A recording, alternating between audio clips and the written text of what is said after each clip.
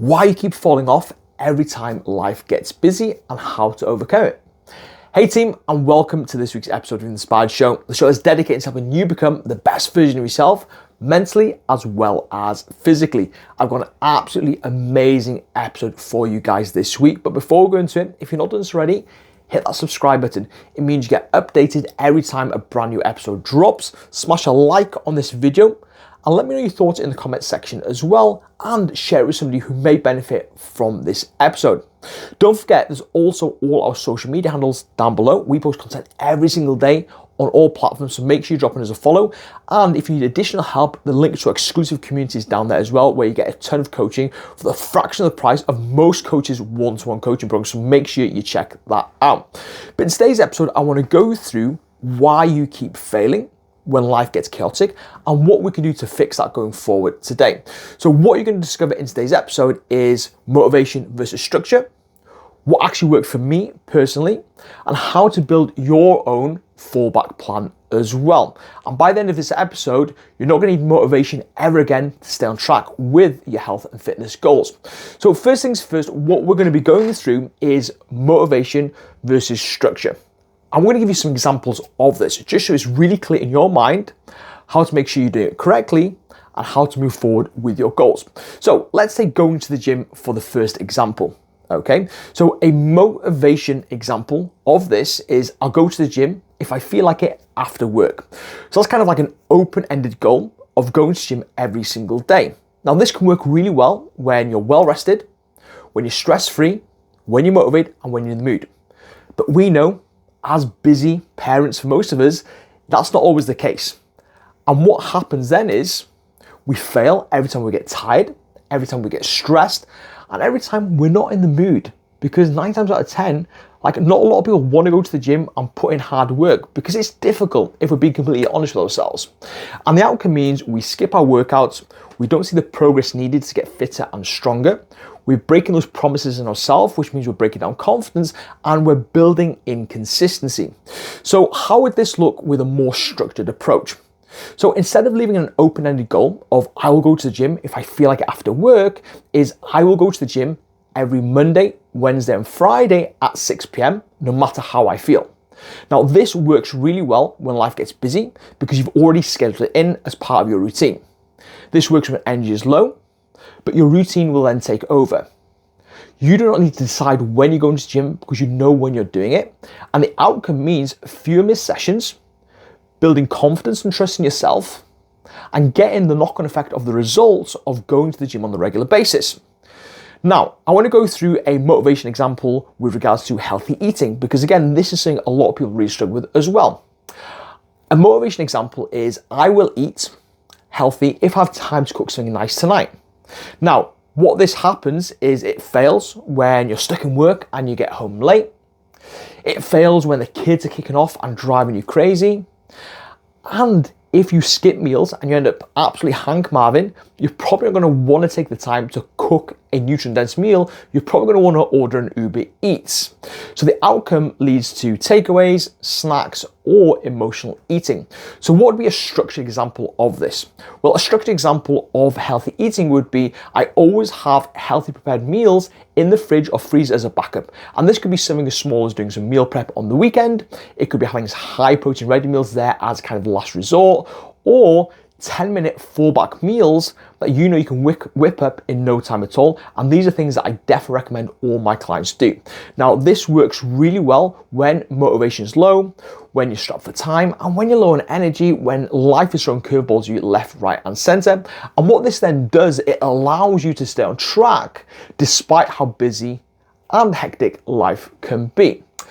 I want to give you another example around food and consistency as well, especially around tracking, because if you are in your beginning stages of your journey, I am a big proponent of tracking your calories to give yourself awareness of calories and portion control. Now, for a lot of people, with regards to motivation, they will track their food when they remember, or if they feel like it, or if they're on track. Now, this fails 9 times out of 10 when you get busy, when you're unprepared, when you're distracted, or you cannot be bothered, or if you've gone over because there's an emotional attachment to the food that you're tracking. The outcome means inconsistent tracking and no real progress starting again every single Monday.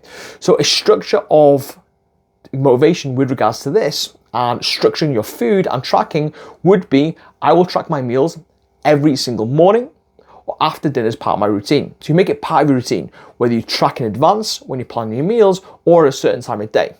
What this then does, it reinforces the behavior. It's a built-in habit and it removes the need for I'll do it when I feel like it. And the outcome means you get more consistent data, better awareness, and better decisions around your food.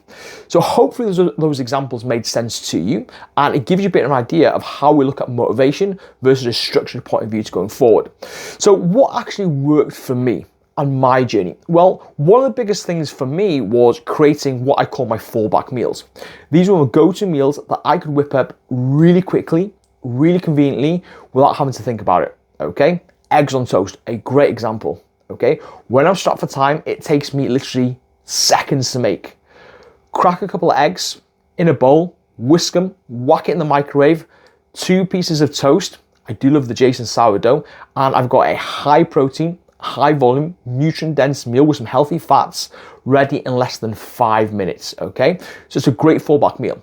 Another fallback meal that I like to do is I always like to have some cooked meats in the fridge, whether it's packs of chicken, or where I've cooked some chicken ready for the week and it's in the fridge. And I can just grab some chicken and whack it in a whole grain wrap with a little bit of salad. And what I've got there is a quick and convenient lunchtime meal that is done in literally seconds because the meat's already cooked. Yeah, it's quick, it's convenient, it's tasty. What this then did, it allowed me to take away the decision making. It allowed me to stay on track massively with my health and fitness goals. I also took this approach with regards to my movement as well.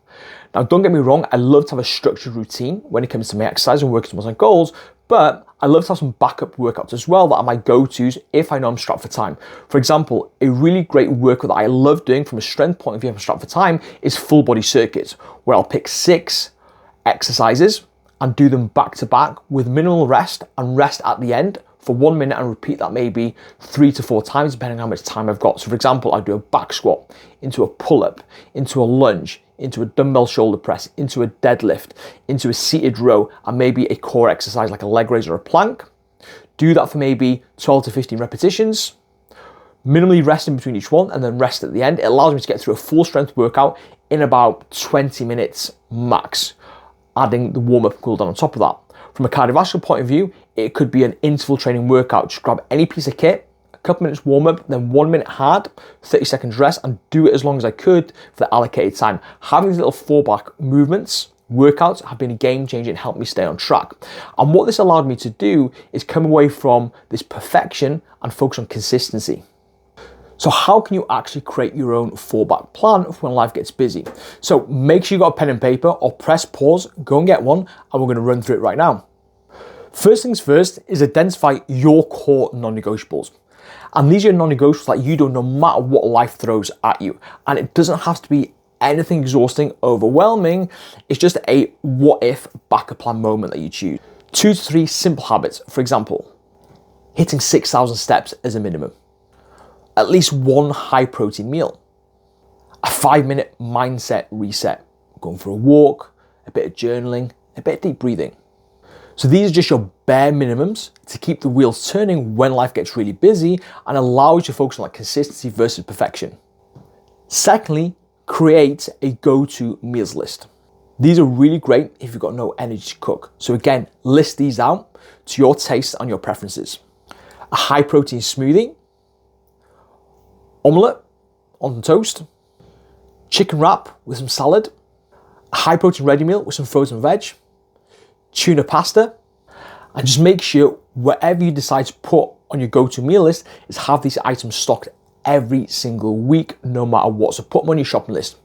Number 3 is creating a quick movement toolbox. And this can be an absolute game changer. So again, very similar to the meal plan that you're writing for yourself, it's having some ideas that you can go to when life is busy, okay? Like a 15-minute walk around the block as a bare minimum, a 10-minute bodyweight workout you can blast out at home, or maybe a little bit of stretching whilst you're watching the TV.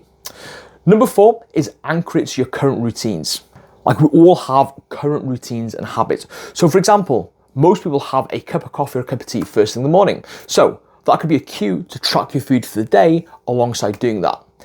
If you do the school run, make sure you go for a little bit of a walk after that. do some breath work after brushing your teeth. But most importantly is you want to write it down and make it visible, okay? Stick it on your fridge, stick it on your dresser, just stick it where you can see it and it prompts you every single week. So build your routines, give yourself structure, and you'll never need motivation again. Now, I'd love to know your thoughts on this week's episode, so let me know in the comments and let me know what routines you're going to work on first.